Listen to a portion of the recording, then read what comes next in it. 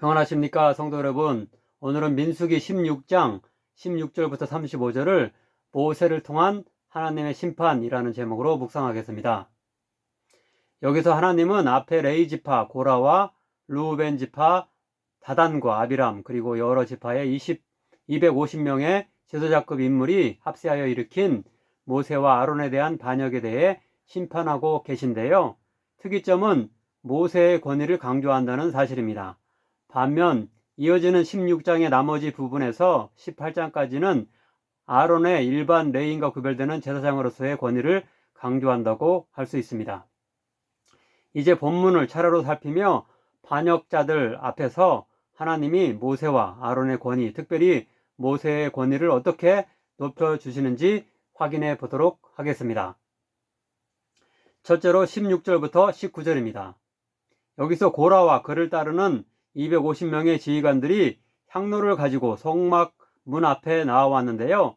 그들은 자신들만이 아니라 이스라엘 백성 전부를 선동하여 같이 와서 모세와 아론에게 대항하려 했습니다. 19절입니다.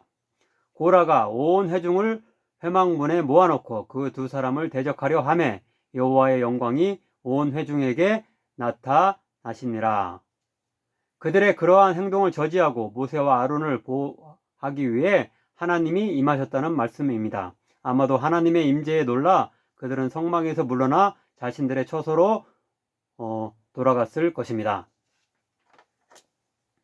두 번째로 20절부터 24절을 보면 회중 전체를 멸하시려는 하나님의 계획을 안 즉시 모세와 아론이 오히려 그들을 위해 하나님께 탄원의 기도를 올려 고라 한 사람이 범죄하였는데 어찌하여 이들 전부를 죽이려 하시나이까 라고 말합니다.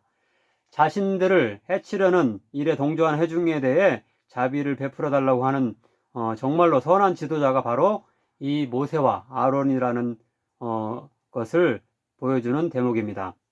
이에 하나님은 모세를 통해 회중이 그 반역의 주역인 고라와 다단과 아비람의 장막에 가까이 있지 말고 떠나게 할 것을 지시합니다. 이 주동자들을 먼저 심판하실 것이기 때문에 피하라는 뜻입니다. 세 번째 단락인 25절부터 30절 보면 먼저 모세는 하나님의 지시를 이행하기 위해 다단과 아비람 그리고 아마도 고라의 장막에 가서 모여있는 회중으로 하여금 떠날 것을 지시하는데요.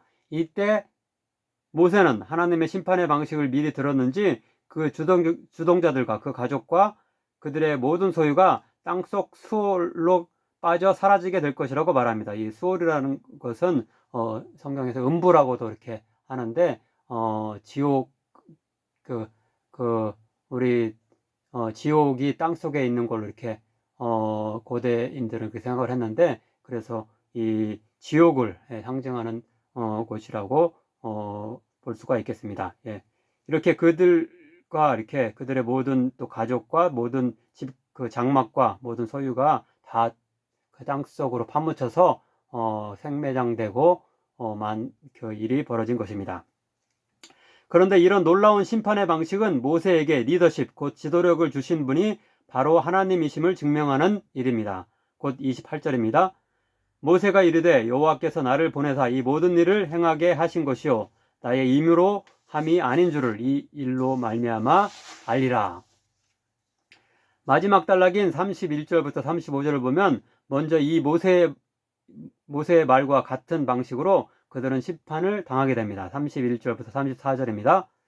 그가 이 모든 말을 마치자마자 그들이 섰던 땅바닥이 갈라지니라. 땅이 그 입을 열어 그들과 그들의 집과 고라에게 속한 모든 사람과 그들의 재물을 삼키매 그들과 그의 모든 재물이 산채로 수올에 빠지며 땅이 그 위에 덮이니 그들이 회중 가운데서 망하니라. 그 주위에 있는 온 이스라엘이 그들의 부르짖음을 듣고 도망하여 이르되 땅이 우리도 삼킬까 두렵도다.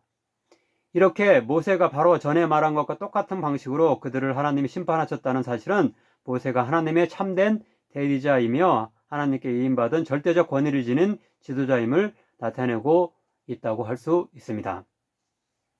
또한 끝절인 35절을 보면 나머지 주동자들이었던 250명 역시 신비하고 놀라운 하나님의 방식, 곧 하나님이 일으키신 불에 의해 타죽는 심판을 당합니다. 마찬가지로 하나님이 세운 지도자에게 대항할 때 어떤 일을 당할지 똑똑히 보여주는 사건이라고 할 수 있습니다. 이렇게 본문의 이야기는 그 반역의 주동자들에 대한 하나님의 심판 과정에서 모세와 아론의 권위, 특별히 모세의 권위를 높이 세워주고 있습니다. 앞에 12장에서 아론과 미리암의 모세에 대한 도전 행위에 대해 그 주동자로 보이는 미리암이 나병에 걸리는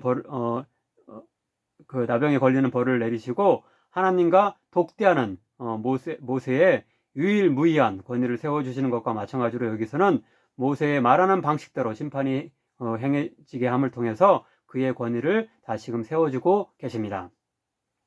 아무쪼록 우리들도 교회와 사회, 가정 등 여러 관계 속에서 하나님이 부여하신 그런 권위와 질서를 존중하며 그것을 무시하고 방종함으로 심판받는 자가 되지 않도록 조심할 수 있기를 바랍니다. 기도하겠습니다. 사랑의 하나님, 고라와 다단과 아비람 그리고 250명의 지휘관 등의 반역의 주동자들을 신비로운 방식으로 심판하심을 통해 모세와 아론의 권위를 다시 높여주심을 알게 하시니 감사드립니다.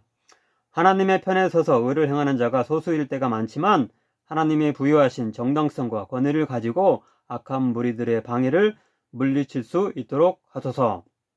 하나님의 동행하심과 능력을 굳게 믿고 전진하여 나아가게 하소서. 예수님의 이름으로 기도하옵나이다. 아멘.